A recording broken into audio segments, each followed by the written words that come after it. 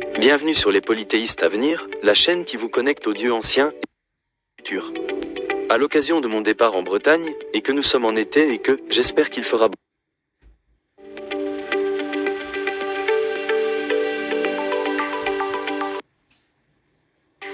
Avant les livres, avant les royaumes, avant même les dieux de l'Olympe.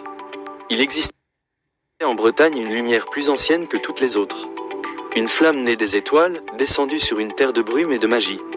Voici l'histoire de Bélénos, dieu du soleil, maître de la guérison, protecteur des vivants. Une légende oubliée, mais que la pierre et le vent murmurent encore. Chapitre 1: La naissance de la lumière. Plus grand que l'on raconte qu'un soir, un astre s'écrasa sur les falaises d'Armorique. Ce n'était pas une étoile ordinaire, mais l'essence même du soleil, tombée sur la terre.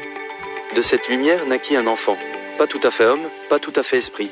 Il avait les yeux d'or, les cheveux comme des flammes, et lorsqu'il pleura pour la première fois, l'aube apparut sur le monde.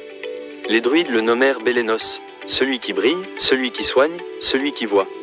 Il était le feu sacré, celui qui brûle sans détruire. Chapitre 2: Le dieu guérisseur. Plus grand que Bélénos n'était pas qu'un dieu solaire. Il était le médecin des peuples anciens. Là où il marchait, les plantes se couvraient de fleurs, les malades retrouvaient le souffle, et les enfants riaient sous la chaleur de ses rayons. Il enseigna aux druides les secrets des herbes, aux hommes l'art du feu, et aux sages la patience des saisons. Son animal sacré était le cheval blanc, rapide comme la lumière, et il apparaissait souvent aux voyageurs perdus dans les landes. Chaque jour, Bélénos parcourait le ciel, de l'aube au crépuscule, guidant le soleil et protégeant les vivants. Chapitre 3: L'ombre et la chute. Il y a ombre. Les esprits des ténèbres, oubliés par les hommes, jalousaient Bélénos. Ils se rassemblèrent dans les profondeurs, et lancèrent leur attaque un soir de solstice. Bélénos fut enchaîné dans le monde d'en bas, et le soleil disparut. Pendant 7 jours et 7 nuits, la Bretagne fut plongée dans l'obscurité. Les arbres ne grandissaient plus, les rivières se turent, les feux s'éteignirent. Mais un jour, un enfant apparut. Fils d'une prêtresse, il portait une flamme dans ses mains nues, volée au cœur d'un menhir sacré. Il descendit sous terre, affronta les ombres, et ralluma le feu de Bélénos dans son cœur. Dans un cri de lumière, Bélénos se libéra, et le soleil se leva à nouveau. Chapitre 4: L'héritage du soleil. Plus grand que depuis ce jour, chaque lever de soleil est un rappel que la lumière renaît toujours.